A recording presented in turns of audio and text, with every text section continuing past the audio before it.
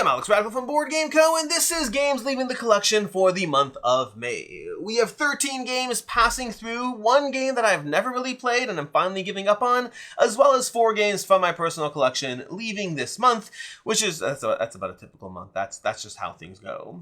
Regular reminder before we jump into this, usual disclaimers apply. Number 1 is I play a lot of games. I review games for a living. That means I probably play upwards of 300 to 400 games a year, new to me games a year, which means I can't keep everything. Frequently, I have to let games go, both games I recently reviewed and was even pretty positive about, and then also games in my collection that you may have seen me love.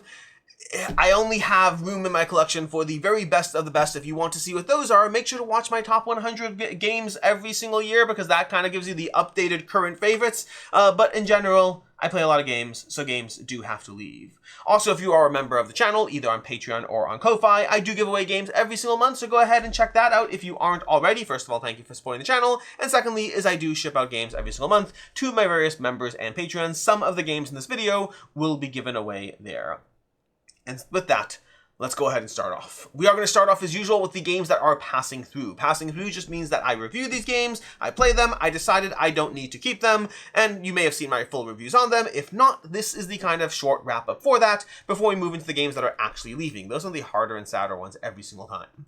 Let's start off with the Crew Family Adventure. Honestly, Cosmos is not in for a good week this month. Well, as far as the amount of Cosmos games on this list over here, there's actually a decent amount, but nonetheless, the Crew Family Adventure from Cosmos, this was a fine experience. Nothing wrong with it, but honestly, it kind of just felt like they took the crew and made it less fun in every way. And my biggest question is the target audience is confusing to me, because I think this is too confusing to play for someone who's like an intro gamer, and it's not nearly as rewarding for the crew as the crew is for someone who's a more experienced gamer. It kind of, don't get me wrong, I had fun playing through some of the scenarios, but honestly, some of the scenarios. Most of them were way too simple or just not entertaining enough.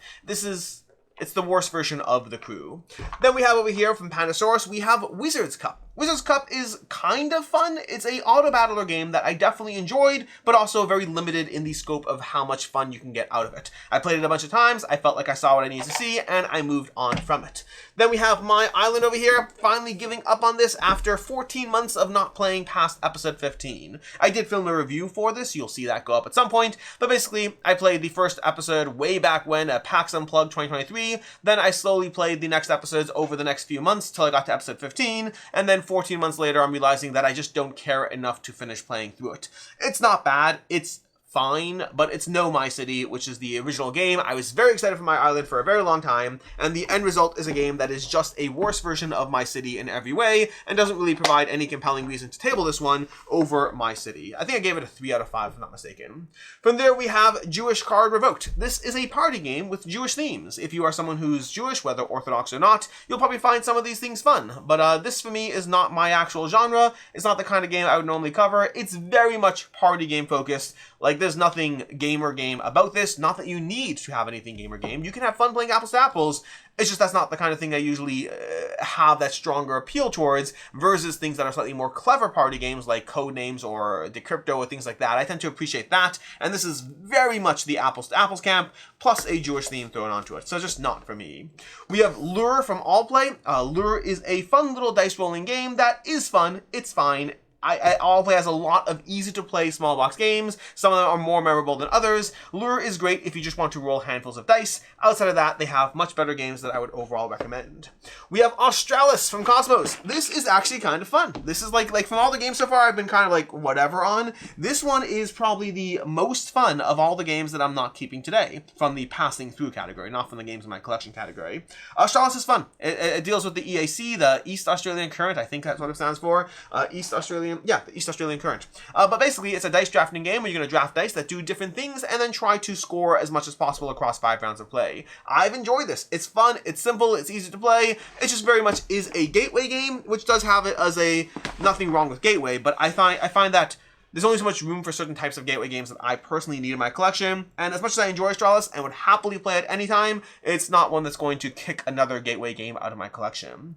Then we have Moonlight Market, probably the second most fun? Yeah, the second most fun from the games I'm titling today. We have Moonlight Market from Queen Games. This is pretty fun as well. It's got a little bit of a push your luck system, but not really push your luck so much as pushing the other people and how much they're going to, what they're going to do. You're trying to gather necklaces in this game. You're trying to build necklaces and then score who has the highest highest value. The problem is once you go over such a number, it's kind of like a blackjack, you bust and you reset that number. So you're playing this weird game of trying to get your number as high as possible while not having complete control over everything you take because the things you take are in batches. That provides a very fun little puzzle as far as strategizing around the other players, what you think they're going to take and how you think, and also timing your bust, like time it when you can bust in a way that you can set up nicely and move forward. Overall, a pretty decent puzzle. That's Moonlight Market. Then we have Video Game Champion. This, unfortunately, was a miss for me. I was very excited for this one, heard a lot of good things about it. Major bust for me. The table space for the setup is huge. The actual game didn't feel that thematic to me. The overall, like, it's kind of like, it's a it's not really Yahtzee. It's like you're building poker hands of tokens, but gathering them with an action selection system that's fine. Nothing did it for me. Nothing did it for me here. There's like, again, nothing wrong with it. There was nothing wrong with Video Game Champion, but like, I kind of had high hopes for it, and I felt like I just played a totally okay game with like mixed graphic design, major table space, not that interesting decision space. It was a 3 at best. Like, it's not that great. It's really not that great. Again, it's not bad. I expect, at this point, I expect games to be very good or great, and it was fine.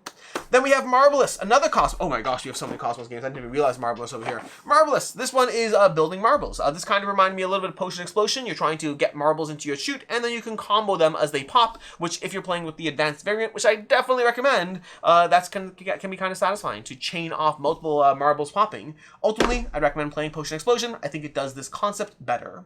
We have Sneferu, which I was very excited for this one. I really wanted to like it, and then I played it, and I was not interested at all. The playing of this game was, like, even like the abilities you got were just uninteresting. The overall arc of the game felt like you're really trying to build up towards an end game, and then the end game happens and it's over. I wanted to like this. I was excited for it. Not for me. We have Rivages from Pandasaurus over here. This was kind of fun. Not necessarily amazing, but fine. Rivages has you basically exploring a whole bunch of islands in a roll and write game. More of a flip and write game. A draft and write game. I think it's more drafting technically. Draft and write game, where you draft various cards and then cross off various spots as you go from island to island and try to score as many islands as possible, but also trying to get the right amount of points on each island by optimizing how you draw things. It's fine. I just didn't feel the decision space was that interesting. I felt like this is the kind of game I played it a few times and I was like, I feel like I'm just doing what makes sense. It didn't feel like there was a huge amount of decision space in the things that I did as I played. Then we have HiFi over here. HiFi was okay. Okay, like if you like music, you might like this more. I don't think I care for the music theme. Like, I mean, there's some games. Draft and Write Records is pretty fun, but like music as a theme doesn't pull me in. And like this old time disc record and like the recreation of the Rolling Stones or whatnot. You're basically trying to build a band's lost record, and ultimately that involves trying to place cards down into a grid to score them and get various bonuses, while trying to be mindful of the action selection. That part's pretty cool. Like, they have a little like record player action selection system. Ultimately, the game was totally fine, but the theme didn't pull me in. The rules I found to be too complicated relative to how simple the game actually is. Like, the rules were not done great in my opinion, and the overall experience was a okay game. Then we have DoDo. DoDo over here from Cosmos. Again, it was not intended. It just happened to work out the way. We have 5 Cosmos games out of 13. That's just a coincidence. They didn't even come at the same time. Like, I think I got the Crew and Australis at the same time. This one I got a year and a half ago. This I got like PAX Unplugged last year. They're all over the place. It's just coincidence. Anyways, and also I like Cosmos a lot. Just not the best video for them this time. DoDo. DoDo is not the greatest. DoDo is a gimmick. It's a gimmick of a ball that rolls slowly down a mountain. It's a very fun little cooperative system, but I just said it's not the greatest, and I also said it's very fun. How is that possible? Because the gimmick is cute. It's a fun gimmick, but the problem is you have to set up the tower every single time, and it's so not worth it. Like, it's just, if you ever played a game called Dragon Tower from Haba, Cosmos kind of gives you the same vibe gameplay-wise. The gimmick is fun. Watching the ball roll very slowly, and you're like, it's a ball, it should be rolling fast, why is it not rolling fast? That's fun. The first time. After that, you have to build and disassemble the tower every single time for gameplay that is fine and forgettable. I think that gameplay-wise, Dragon Tower was a better gameplay system with a overall better game and also a fun little gimmick. So if you like DoDo, check out Dragon Tower from Haba. I think that's a much better implementation. With that, we're going to go ahead and move to the games that, well, singular game that I did not play and I'm giving up on. These show up every once in a while when I realize it's just not going to happen. And that's War of Whispers. War of Whispers was on crowdfunding recently, and because it was on crowdfunding recently, where's my expansion pack? Don't know where it went. Either way, because it was on crowdfunding recently, I realized I don't actually care to play this. I got this way back when, Shut Up and Sit Down raved about it. They said it's amazing, and I realized that no one else really raves about this game, and I have so many unplayed games at any given point that I want to prioritize those that I actually believe I'm going to prioritize, and this is not that. So, I didn't play it. This isn't a review. This is me just giving up on a game that I once got way, way, way back when. Which brings us to the 4 games I am actually getting rid of, and every one of these I'm sad about. This is the hardest part of the video series every week, which is where I realize there are certain games that are just not getting prioritized over others. It's the natural life cycle of an evolving board game collection where you play some games and others you just want to play. And these are all games I want to play. I've had a lot of fun with them. Each of these have gotten like at least 5 plays, some cases way, way more. But let's start with District Noir. District Noir is from Pandasaurus. It is a fun little 2-player game of kind of, again, push your luck with the other person. Very fun system where you're trying to be mindful of the instant win condition, as well as gathering various sets of cards. I think it's really, really well done. I like it a lot. I just, I played it a ton when I first got it, and I haven't played it in a while, and I think that as great as it is, I'd rather play games like Far Away or Castle Combo from Pandasaurus. Pandasaurus does great with small box games. Some of them last longer, some of them last shorter, but they've really been knocking it out of the park with a lot of these small box games, and District Noir is one I really recommend.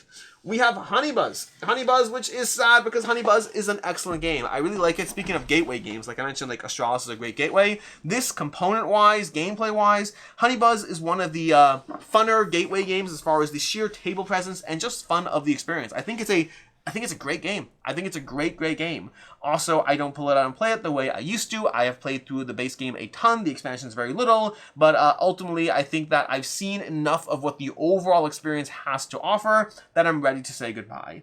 It's hard. It's not easy. It's a good game. And the component quality, top notch. Outside of that, we have Life in Reterra. I have frequently given this one the stink eye. There are so many, and it's a good game. It's a very good game. There are so many point scoring optimization games where you're trying to be mindful of how you just juggle different competing priorities as you go. Life in Reterra, I think I've had this now for a year and a half or so in my collection. I like it. I think it's great. I've played it a bunch. I highly recommend it. But again, lots of games in this point scoring optimization. Recently, I got Hutan. That kind of, again, pushed another one out. And in the case, I think Life in Reterra, I think got pushed out by Hutan. Not like the actual, there's not like a real 1-for-1 rule, but there is a kind of mental awareness of the games I have in my collection.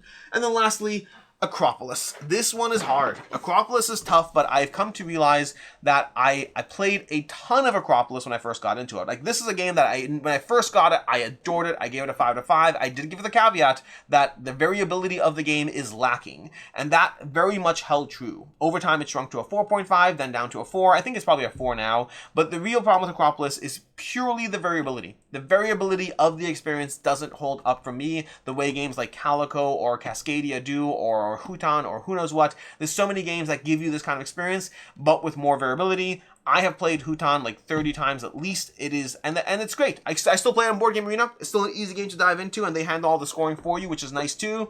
But over time, I think that the lack of any variation to the gameplay experience really shifted it downwards for me over enough plays. I still think it's fantastic. Definitely recommend checking it out if you can. Plays quickly, building up and scoring. Use the varied scoring. Like, there is I know I said there's no variability, and there isn't, because I always use the varied scoring, but there's a scoring adjustment where you basically score every type of building can score in a different way, giving you even more cascading points, which I think is a very satisfying thing to do, and it's the only way I really play. But again, I've played that way a ton, so at this point, I've kind of seen it all.